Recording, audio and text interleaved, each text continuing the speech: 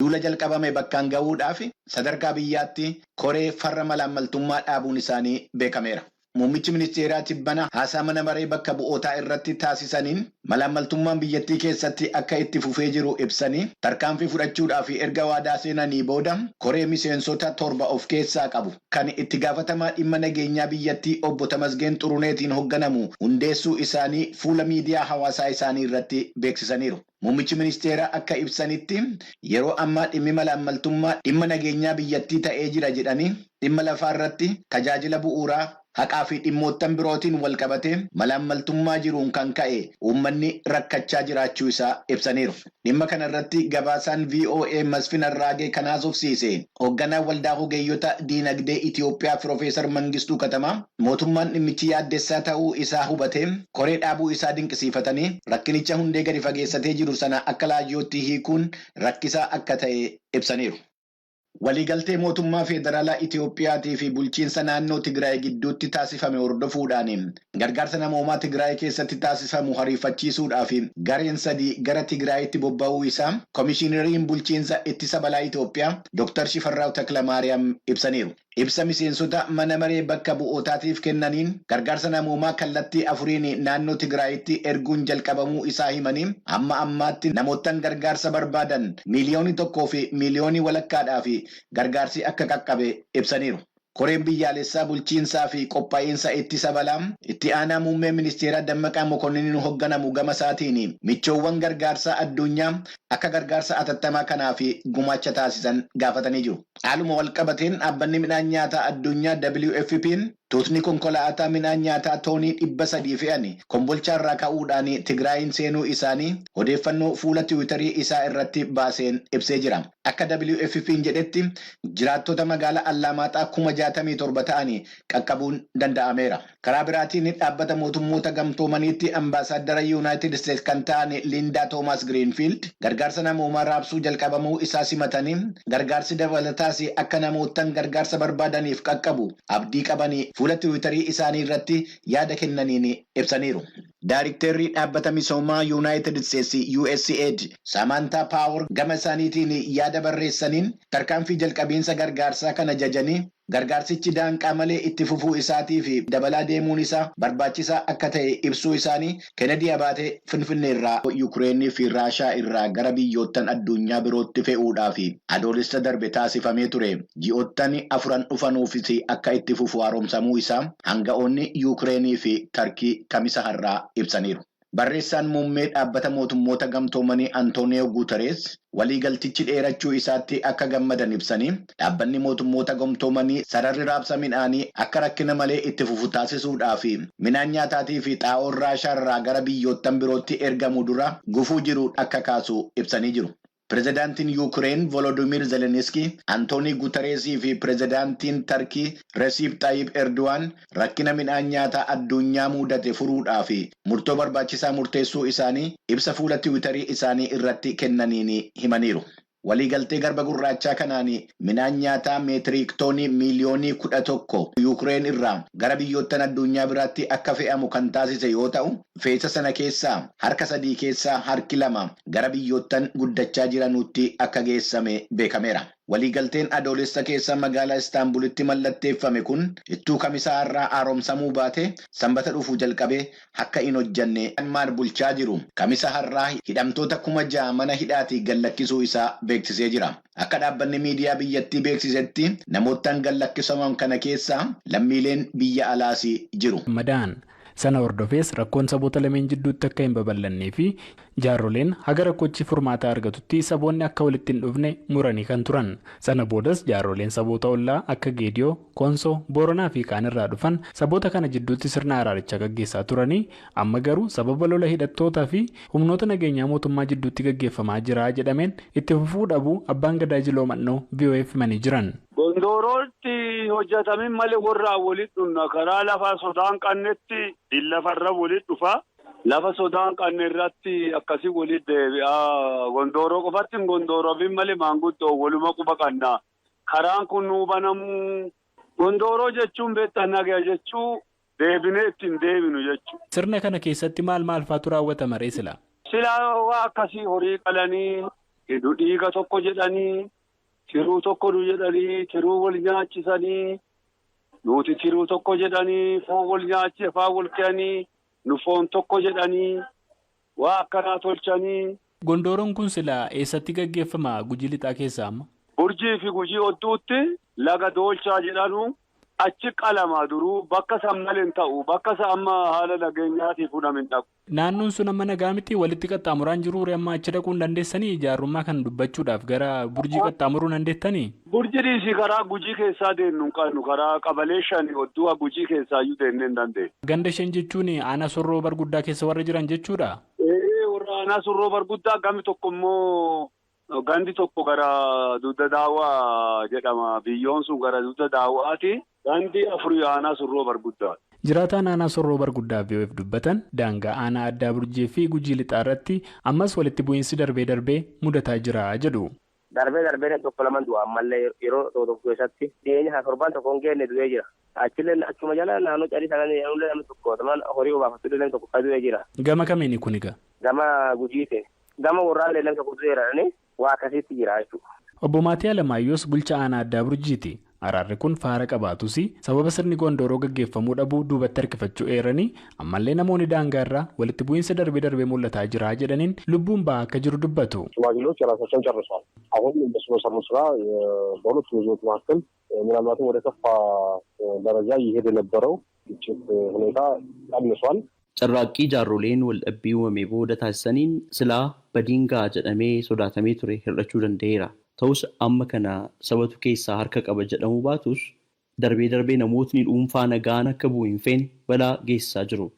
Egaa nutis ta'een akkasii kun kallattii jaarroleen kun ka'an akka hin fashaleessine jechaan geggeessitoota aanaa Sorroo Barguddaa fi Gujii Lixaa waliin taanee akka namootni yakka raawwatan kun seeraaf dhiyaatan waliin hojjechaati jirra. Kaleessayyuu amma fakkeenyaaf gama Burjii irraa qonnaan bulaan takka odoo horii isaa eegu namoota Gujii irraa hidhatanii dhufan jedhameen ajjeefamee jira.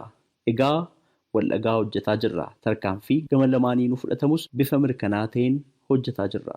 Obbo Maatiin yakka ajjechaa caamsa keessa magaala Sooyyamaatti raawwatee walqabate amma namoonni 12 to'annaa poolisii jala oolanii galmeen isaanii qullaa jiraachuu dubbatanii murteen isaanis kan tureefis qorannaa bal'aan waan barbaachisuuf ta'uu dubbatanii jiran. Obbo Adoolaa Irbaay'ee bulchaa godina Gujii Lixaati. Gujii Lixaa rakkoo nageenyaa aanaa adda ammaarra waliin qabu kan ganna 7 ture araaraan fixachuu dursanii himanii ammas rakkoo nageenyaa kan aanaa addaa Burjii waliin jiru furuudhaaf itti jira jechuun dubbatu. Sirna Gondooroo sana qaxanaan naannoo sodaan duraan ture sunis amma rakkoo isaa furamee jira. Amma araara qofatti nu hafe wal maradhaa bulchoota lamaan hin jenneerra bulchoonni lamaan erga wal maratteen booda abbaa gadaa kennaa wajjin marannee manguddoo gaafa hin gaddaa araaraaf sabaaf sablammii biraarraa dhufane sana hundaa keessatti hirmaachifnes yeroo gabaabaa keessatti sirni araaraa fi Gondooroo suniin xumuramaa jechuudha kan isaanis. Obbo Aduulaan rakkoo nageenyaa naannoo daangaa irratti jiru kan abbaan gadaa eeranii fi odeebisan garuu naannoon sun amma to'annaa mootummaa jala jira jedhu. Amma to'annaa mootummaa jala galeera. Wanni isaa qulqullaa'aa jira. Naannoo waggaa tokkoo fi naannoo ji'a 7-8 qaxanaan sun humna kanaan qaqqabamee waan tureef caasaan diigate ijaaramaa qulqullaa'aa namoonni baay'een harka kennatanii keessanis bahanii jiran amma haalli waliigala jiru baay'ee gaariirra jira. Sodaa hammaataa jennee kaasuu hin dandeenyu garuu persentii 100 qulqullaa'e amma sodaa tokko malee jechuu hin dandeettu ganaa caasaa ijaaraa jirra jechuudha. Yakka kana keessatti hidhattoonni maqaa waraana bilisummaa Oromoon of waaman kan mootummaan shanee jechaan shororkeessummaan himatu dursaan kan himataman yoo ta'an dubbii himaan isaanii afgaaffii VOF kennan armaan duraan humnoonni isaanii jiraattota nagaa akka hin xiyyeeffanne dubbachuun isaanii ni yaadatama. Gabaasa Sagalee Ameerikaa. Rapid diagnostic testiin arguun deebisaa kan hin jedhe maalirratti hundaa'anii warra maayikirooskooppiin yookaan rapid diagnostic test jedhu kana lakkiin qabdan jedhamee deebisame sana dhiiga isaanii fuune DNA isaanii gaafa laallu namoonni kun baay'inni isaanii utuu dhibee busaa qaama isaanii keessa jiru arguu dadhabuu keenyaan qoricha tuun kenniiniif deebine jechuudha. Gara mana isaaniitti akka isaan deebi'an goone jechuudha. Kun DNA mirmaraan DNA immoo akkuma beekamu biyya Afrikaa kana keessa rakkina loojistikii wajji qabatee gatiinsaa ol aanaa waan ta'eef isa sanatti fayyadamaa hin jirru jechuudha. Awoo guddanne gara fuulduraatti yoo maayikirooskooppiin dhiiga keessaa arguu dadhabe rapid diagnostic testing kun arguu dadhabe isa dhumaa utuu nama gara mana isaaniitti hin deebisiini PCR'dhaan yookaan DNA sana testii goone yoo goone sirriima dhibee busaa kanaa aga barbaadame gad qabuu hin dandeenye jechuudha. Fakkeenyaaf bookeen biinni busaa namatti fiddu kun biyyoota gara biyyootaatti yookiin naannootti adda addaa moo wal fakkaataadha? Bookeen busaa akkuma jirtu gosa garaagaraadha. Kan Itoophiyaa keessatti busaa dabarsituuf kan biyyoota Afrikaa garaagaraa keessa dabarsan moskiitoo ayennu malee gosni isaanii immoo garaagaraa jechuudha. Fakkeenyaaf biyya Itoophiyaa keessa Anopheles arabiensis kan jennu hin dabarsiti. Biyya biraadhaa immoo species Anophelesii ta'e kan biraatti dabarsaa jechuudha.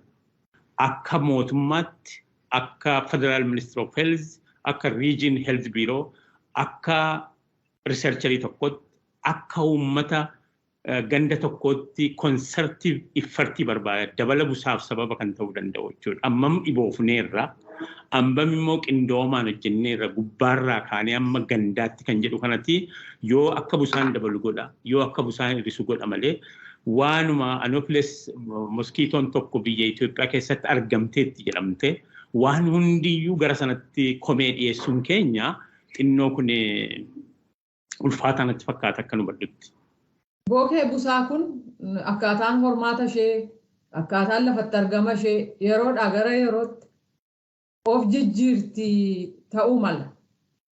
Akkuma kana immoo qorannaan gaggeeffamus akkasuma caalaa qaroomatti kan hirkate ta'uu baannaan tarraanfitti bookeetti hojii wal arganii ajjeesan iyyuu dhibuuf waan deemu fakkaatu. Parasaayitii dhukkubni busaasuu mataan ishee of jijjiiraa deemti jechuudha. Kan waggaa 100 kana dura mitarraa yoo DNA isaanii ilaalle of jijjiiraa dhufaniiru jechuudha isaan mataan isaanii. Isaan duwwaatu hin ta'in immoo moskiitoo kanas akka isheen of hin ciniinne gochuudhaaf intervention nu goonurraa kaanii isaanis jiraachuu waan qabaniif isaanis of jijjiiruu jechuudha. Amala isaan waggaa 20-30 dura qaban sanarra hin qaban of advance of goone isaan ittisuudhaaf sochoonu isaanis jiraachuu waan qabaniif of jijjiiraa dhufuu jechuudha wajjin jiraachuudhaaf jechuudha. Akka mootummaatti dhibaa jirra yoo ta'e dhimma biraa ishuu guddaa goonee waa'ee busaa kana hin tuffanne yoo ta'e daran busaan dabalaa deemuun isaa kun shakkii tokko hin qabu. Kan si dhibu yeroo baay'ee busaa kana to'achuudhaaf gargaarsi godhamu yeroo baay'ee horiin dhufu biyya warra busaa hin qabnerraadha. Nu gargaaranii naan riisarchii hojjechaa jirra malee mootiin Afrikaa dhibee busaa kun dhibee Afrikaati. Garuu mootonni Afrikaa yeroo baay'ee baajeta gahee ta'e ramadanii akka qorannoon busaa kun geggeeffamu to'annoon isaa akka godhamaan jiran jechuudha. Dhibaa jirra jechuudha. Nanni stop persistent commitment kan ta'e qalbii keenya waan biraatu nuwwiin waa'ee dhimma busaa kana dhuguma uummanni kun rakkachaa jira.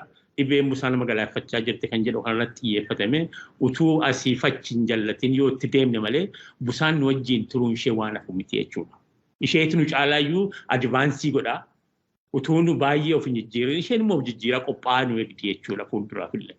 Amma walgahii irratti hirmaattan kanarratti busaa addunyaarraa dhabamsiisuuf abdiin jira wanti jedhu dubbatameera. Baay'inaan ka'a. Fakkeenyota ta'anii kan dhiyaataa turan biyyoonni baay'ee hin jiru. Bakka dhabamsiisaa dhufaniiru, xinnaataa dhufaniiru. Waggaa keessatti nama 1,000 faatu argamee biyya tokko keessaa jechuudha 100 faatu argamee 50 argameedha manni warri dhiyaate. Isaan sana gaafa dhageenyu nu keessatti illee waan guddaatu uumamaa jira jechuudha. Isaan muuxannoo jara kanaa fudhannee nullee gara biyya keenyaa kan oofinne akka busaan kun biyya dhabamu gochuudhaaf abdiin guddaa akka jiru addunyaan riisarchoota gaggeessaman keessaa ibsaa jiru jechuudha sana. An fixuuf hin jedha wanti naafee yoo hin jedhe natti tola jettan qabdu. Busaan fakkeenyaaf COVID waa dhufu sana namni hundinuu xinnaan guddaan mootummaan ofishalsiin guddaan engaged ta'anii turan.